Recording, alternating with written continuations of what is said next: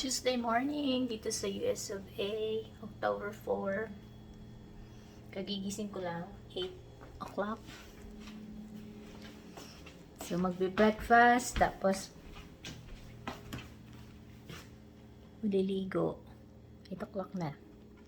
Maliligo, tapos papak ng lunch. I'll be working at 9:45. Yung boss sa Dairy Queen.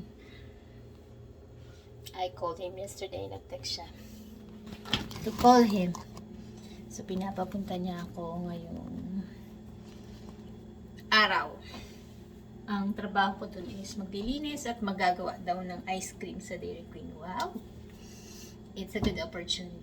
Kasi, malalaman ko pa paano gumawa ng Dairy Queen ice cream. Ito kasi ang Dairy Queen, meron silang dine-in, parang Jollibee or McDo.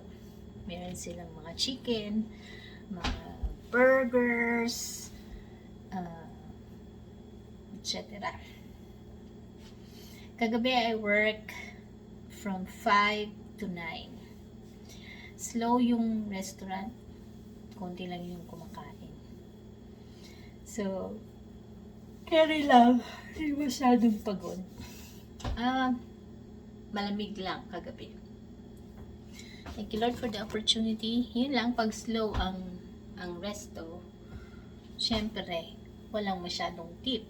Kaya, parang mas gusto mo busy ang restaurant. Anyways, I'm not asking for more. Ano ba yan ang try ng aircon? Importante, there's something to keep me busy at merong income.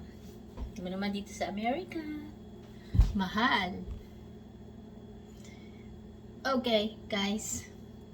Kamusta kayo dyan sa Pilipinas? Don't forget to like and subscribe kahit wala akong YouTube uploaded videos pa. Maybe in the future.